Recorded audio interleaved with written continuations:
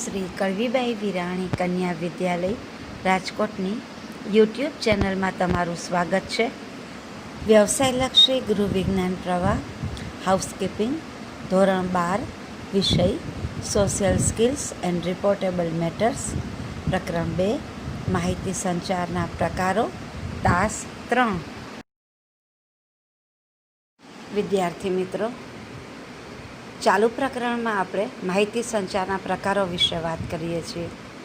માહિતી સંચાર એટલે શું, એનું મહત્ત્વ એટલે શું, એના સિદ્ધાંતો વિશે આપણે આગળ વાત કરી ગયા. કોઈપણ કંપની કે પેઢીના સંચાલનમાં માહિતી સંચાર એ ઓક્સિજન જેવું કામ કરે છે.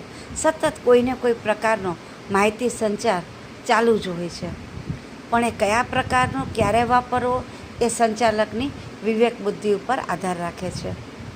તો આજે આપણે ઔપચારિક અને અનૌપચારિક માહિતી સંચાર વિશે વાત કરશું.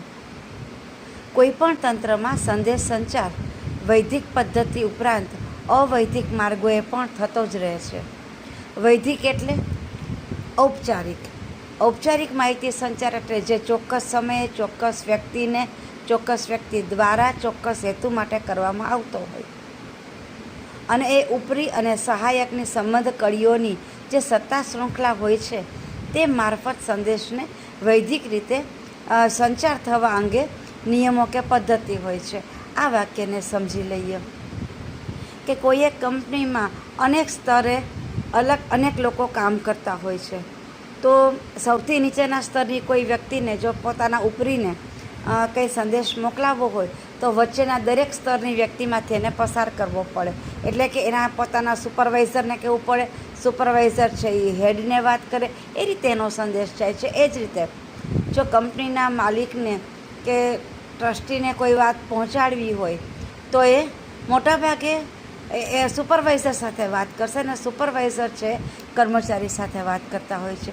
તો આ રીતે જે સત્તા શૃંખલા હોય છે કોઈ પણ કંપનીમાં કે સંસ્થામાં, એના આધારિત જ ઉપરથી નીચેની તરફ કે નીચેથી ઉપરની તરફ સંદેશ સંચાર થતો હોય છે.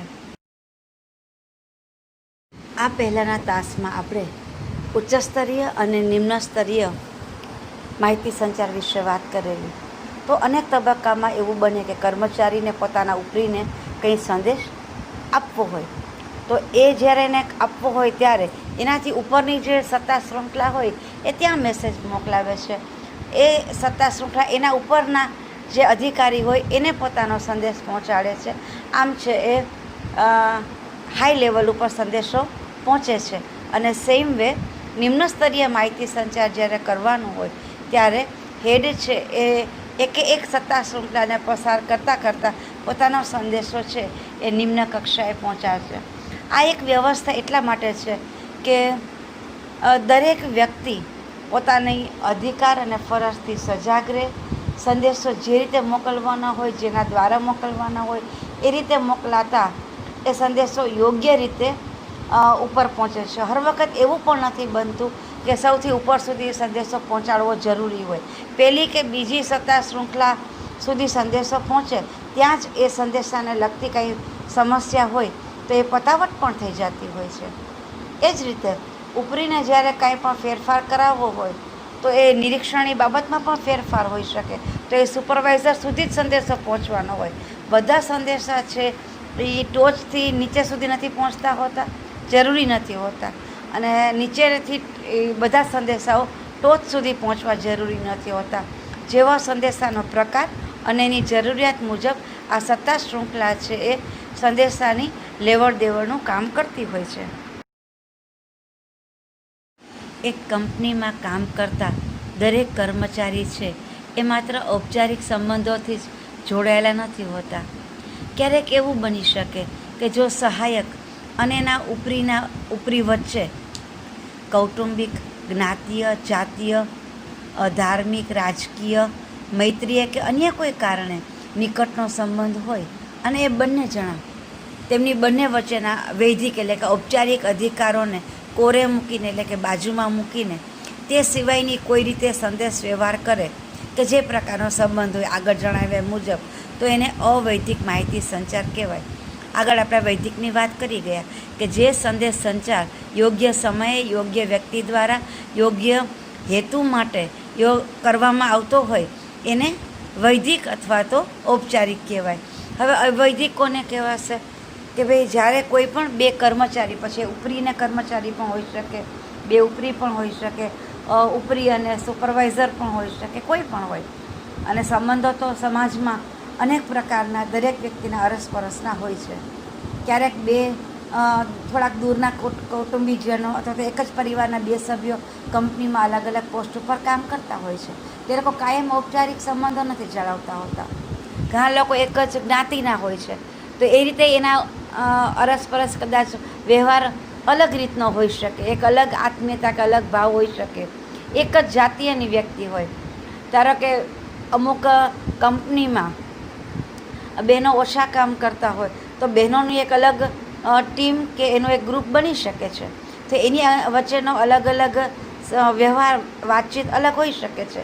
ક્યારેક એવું બને કે બોસ છે એ કોઈ લેડી હોય તો સ્ટાફના લેડી મેમ્બર છે એની સાથે અલગ રીતે વાત કરી શકતા હોય છે. ધાર્મિક અમુક કર્મચારી છે જે સમાન સંપ્રદાયને ફોલો કરતા હોય તો એ લોકો વચ્ચે પણ એક અલગ પ્રકારનો સંબંધ, અલગ પ્રકારની આત્મીયતા સંભવિત છે. સાથે સાથે એ જ રીતે અમુક કર્મચારી છે એ કોઈ રાજકીય પક્ષને ફોલો કરતા હોય કે એના વિચારોને પસંદ કરતા હોય તો એમના વચ્ચે પાછું અલગ પ્રકારનું કમ્યુનિકેશન થઈ શકે છે. અને દોસ્તી તો છે જ, દોસ્તીમાં કોઈ નિયમ નથી. તો આવા અલગ અલગ કારણસર જ્યારે ગમે એ પોસ્ટ ઉપર કામ કરતા હોવા છતાં કોઈ પણ બે વ્યક્તિ સંસ્થાની જ્યારે માહિતી સંચાર કરે, સંદેશ સંચાર કરે કે જેમાં હેતુ છે પણ એવું બધું કાંઈ ખાસ હોતું નથી, કોઈ પણ સમયે વાતચીત થઈ શકે, કેન્ટીનમાં પણ કરી શકે, લોકો લોબીમાં પણ કરી શકે, ક્યારેય પણ કરી શકે, તો એ બધા માહિતી સંચારને, સંદેશ સંચારને અવૈધિક સંદેશ સંચાર ગણી શકાય. કોઈ એક કંપનીના સારા સંચાલન માટે અલગ અલગ પ્રકારના ગ્રુપ વ્યવસ્થા થયેલી જ હોય છે. અલગ અલગ સત્તા શૃંખલા પણ નક્કી થયેલી હોય છે, એની રચના કરેલી જ હોય છે. પરિણામે કાર્યની જવાબદારીનું વિતરણ, પછી સુપરવિઝનનું કાર્ય છે, પછી અલગ અલગ જૂથના વિભાગની રચના થયેલી હોય, અલગ અલગ શાખા બનેલી હોય. તો આવું હોય એ સ્વાભાવિક છે, સમજી શકાય એવી વાત છે કે જેના કારણે અલગ અલગ નાના નાના એકમનું સંચાલન કરવું સરળ પડે છે. આ જ રીતે સગાઈ સંબંધ, નાત જાત, પાડોશ, વિચાર સામ્યતા, વ્યસન સામ્યતા વગેરે જેવી બાબત ઉપર આધારિત અવૈધિક જૂથો પણ અંદરખાનેથી રચાતા જ હોય છે. આગળ જેમ આપણે અલગ અલગ કારણ જોયા એ સિવાયના આવા પણ ઘણા કારણ હોઈ શકે કે કોઈ એક કર્મચારી બીજા સાથે કોઈ એક બીજા જ સામાજિક સંબંધથી જોડાયેલો હોઈ શકે, કોઈ એક જ જાતના હોઈ શકે, કોઈ પડોશી હોઈ શકે.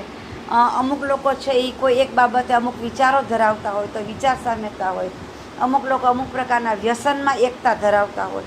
આવી અનેક બાબતો છે કે એ બાબતોના આધારે એના કેન્દ્ર સ્થાને રહીને અલગ અલગ ગ્રુપ અંદરખાને રચાતા જ હોય છે, બનતા જ હોય છે. એને આપણે અટકાવી નથી શકતા. અને આવા જૂથના કારણે પણ અવૈધિક સંદેશ સંચારના તરંગો વધ્યા જ જતા હોય છે. કારણ કે કેટલા જૂથ થશે, કયા કારણસર થશે, કયા હેતુ માટે થશે એ આપણે નક્કી નથી કરી શકતા. પરિણામે અવૈધિક સંદેશ સંચારને આપણે રોકી નથી શકતા. હા, એક સત્તા શૃંખલાની રચના થયેલી હોય છે, પણ એ સિવાય આવી રચના પણ, એટલે કે અવૈધિક જૂથોની રચના કે સત્તા શૃંખલા પણ બનતી જ હોય છે કે જેમાં સત્તાનો કોઈ ભાવ નથી હોતો, પણ આખી એક અલગ પ્રકારના ગ્રુપની એકતાની ભાવનાથી એ રચાયેલા હોય છે. ઔપચારિક સત્તા શૃંખલા સિવાય જે કારણોસર અલગ અલગ અવૈધિક ગ્રુપ બને છે એમાં માહિતી સંચાર પણ અલગ અલગ રીતે થતા હોય છે. ઘણી વખત ખાલી અમુક પ્રકારની હાવભાવની સંજ્ઞાઓથી, મોઢા ઉપરના ભાવ ઉપરથી, ક્યારેક થોડોક શાબ્દિક અને ગુપ્ત રીતે કાનાફૂસીથી થતું હોય, ગબગોળા ઉડતા હોય, નિંદા કોતરી થતી હોય, વ્યંગ થતા હોય, કોઈ પર કટાક્ષ થતો હોય, બનાવટી કે અતિશયોક્તિભર્યા સમાચારો પણ ફેલાવવામાં આવતા હોય અથવા તો આપવામાં આવતા હોય, આ બધા જ સ્વરૂપે માહિતી, વિચાર અને ઉર્મિ વગેરેના પ્રેષણ એટલે મોકલવું, અને વહન એટલે પસાર કરવું, અને એને ગ્રહણ આપણે ઝીલવા, આ બધું જ અલગ અલગ રીતે થતું હોય છે. આના કોઈ નિશ્ચિત નિયમ કે માર્ગ કે સમય નથી હોતા, કે કોઈ પ્રકાર આનો નક્કી નથી હોતો, કે કોઈ પણ સ્વરૂપે અંદર કોઈ પણ વ્યક્તિ છે કરી શકતા હોય છે.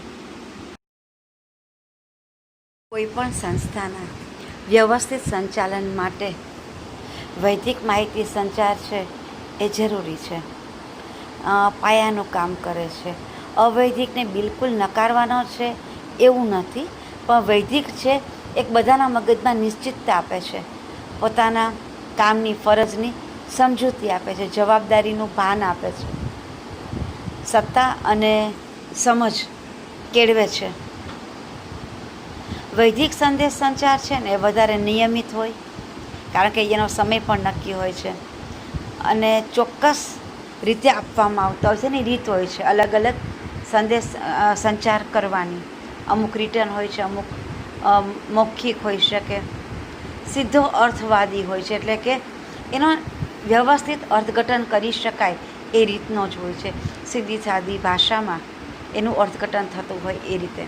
અને તંત્રનો ટેકો ધરાવતો હોય છે, એટલે કે એનું જે આખું માળખું હોય છે ઉપરી અધિકારીઓનું, એ જે કોઈ સંદેશ સંચાર થતો હોય એમાં આખા માળખાનો એ સંદેશ સંચારને ટેકો હોય છે. એ બધાનો એમાં એક મત હોય છે, પરિણામે એ સંદેશો વધારે ભારપૂર્વક પસાર થતો હોય છે. એક પ્રકારનું એ પ્રેશર સાથે કર્મચારી ઉપર એ અપાતો હોય છે, એટલે એને અમલીકરણની શક્યતા છે વધી જાય છે. સામાન્ય રીતે અવૈધિક સંદેશ સંચાર છે ને એ પ્રમાણમાં અનિયમિત હોય, ગમે ત્યારે થઈ શકતો હોય. આગળ આપણે વાત કરી કે ભાઈ કંપનીમાં રિસેસ ટાઈમે, કેન્ટીનમાં, લોબીમાં, ચાલુ કામ દરમિયાન થઈ શકે. બંને વ્યક્તિ બાજુમાં બેઠી હોય તો ટેબલ ઉપર કામ કરતાં પણ વચ્ચે 2 મિનિટ વાત કરી શકે છે. બધા અનિયમિત માહિતી સંચાર છે, અને આ બધા જે છે એ પૂર્વગ્રહયુક્ત હોઈ શકે, અને તંત્રમાંની વ્યક્તિઓના વ્યક્તિગત ટેકા ઉપર આધારિત હોય છે.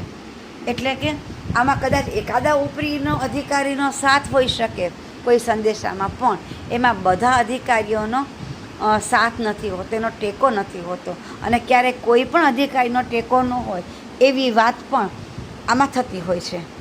એટલે જો ઉચ્ચતમ સંચાલન અવૈધિક સંદેશ સંચારનો રચનાત્મક સ્વીકાર કરે પણ વર્તન સંહિતા ન પ્રયોજે, તો વિભિન્ન ઉપરીઓના વ્યક્તિત્વ, સ્વભાવ, વર્તન, ખ્યાલો અને અંગત ગમા અણગમા ઉપર એ આધાર રાખે અને એમાં સાતત્ય ન રહે, તથા વ્યક્તિએ એના કલ્પના અને અમલ બદલાતા જ રહે, જે સંચાલનને અંદરથી કોરી ખાનારી બને છે.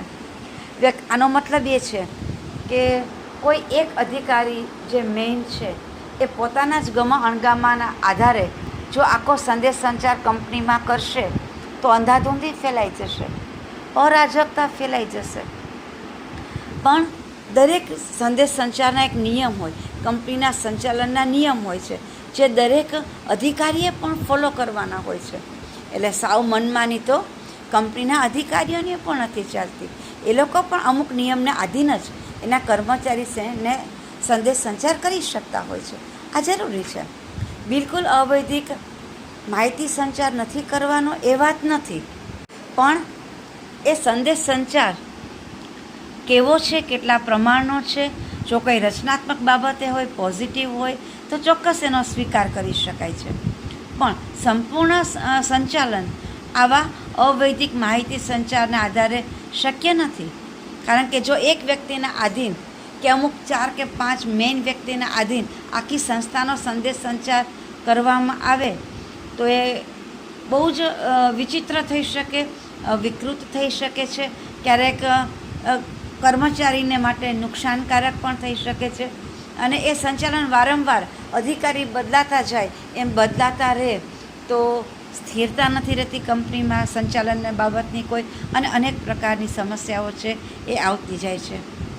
માટે વૈદિક સંદેશ સંચારની અમુક સત્તા શૃંખલા મુજબ જે એક વૈદિક પ્રકારનો જ માહિતી સંચાર કે સંદેશ સંચાર થાય છે, એ કંપનીમાં યોગ્ય પ્રકારના સંચાલન માટે ખૂબ જરૂરી માળખું છે.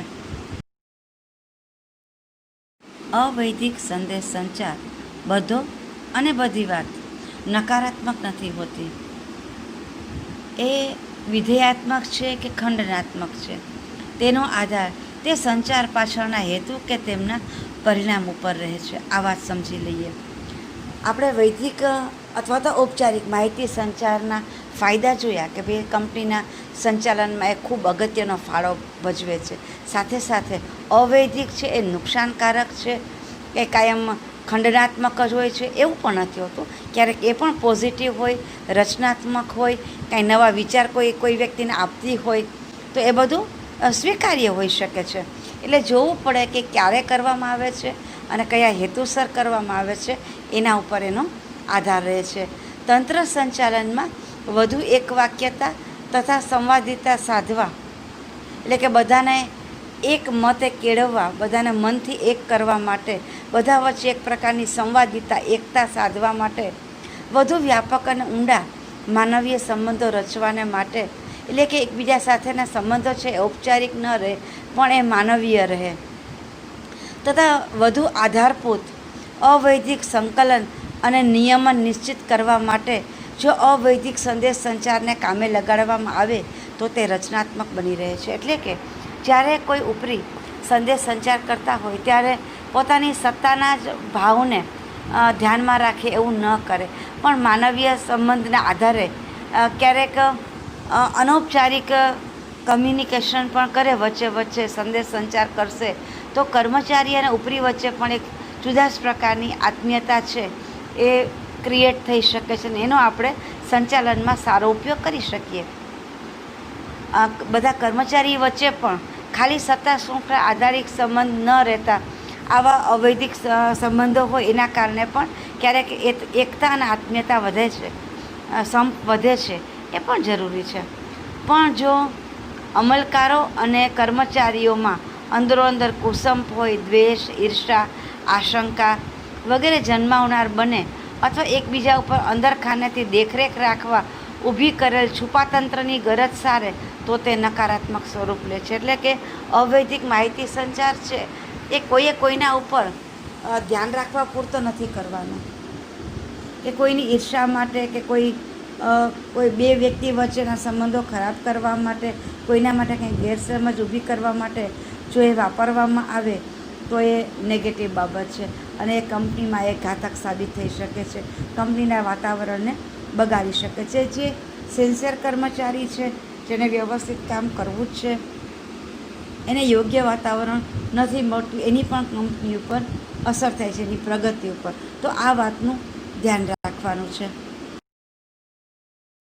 ઘણી વખત કંપનીમાં સમય મુજબ ઘણા બધા ફેરફાર કરવા પડતા હોય છે, ત્યારે સત્તાવાર કોઈ નિર્ણયની જાહેરાત કરતાં પહેલાં જો સરળતાથી કોઈ એક વાતને વહેતી મૂકવામાં આવી હોય ઉપરી તરફથી કર્મચારી તરફ, તો ખ્યાલ આવી શકે છે થોડા જ વખતમાં કે નીચલા દરેક સ્તરના કર્મચારીઓ છે આ બાબતે શું વિચારે છે, કેટલા પોઝિટિવ છે, કેટલો આ નિર્ણય કે બાબત કે પરિવર્તન સ્વીકાર્ય છે. આ બધી જ વસ્તુ જાણવા માટે જો અવૈદિક માહિતી સંચાર કે સંદેશ સંચારનો ઉપયોગ કરવામાં આવે તો વધારે સારું પડશે. કારણ કે એનાથી ખ્યાલ આવી જાય છે કે જો નિર્ણય બદલવો જરૂરી જ હોય તો બદલી પણ શકાય છે, એમાં થોડો પરિવર્તન લાવવાનું હોય તો એ પણ લાવી શકાય છે. લોકોની કઈ સમસ્યા કે વિકલ્પો સજેશન કરે છે ઉપરીને એ પણ જાણી શકાય છે. અને અગાઉથી કોઈ પગલાં લેવાના હોય, વધારે વિરોધ દેખાતો હોય તો એના માટે પણ અવૈદિક સંદેશ સંચાર છે એ આપણને ખબર પડી જાય છે. એટલે કે સત્તાવાર કોઈ વસ્તુની જાહેરાત કરીએ એ પહેલાં આપણે અનાયાસે કોઈ વિચારને રજૂ કરીએ કોઈ કર્મચારીની વચ્ચે, કોઈ એક નાનકડા ગ્રુપની વચ્ચે અનૌપચારિક રીતે જ, તો એ ધીરે ધીરે કરતાં બધાની વચ્ચે ફેલાશે વાત અને પરિણામે ખબર પડી જાય છે આપણને અનૌપચારિક રીતે જ કે આ જે વિચારને પસાર કરવામાં આવ્યો છે એની સ્વીકૃતિ કેટલી છે, એના તરફનો કેટલા ટકા લોકો વિરોધ ધરાવે છે, અને આ બધી જાણકારી પણ કંપનીના સંચાલન માટે જરૂરી હોય છે.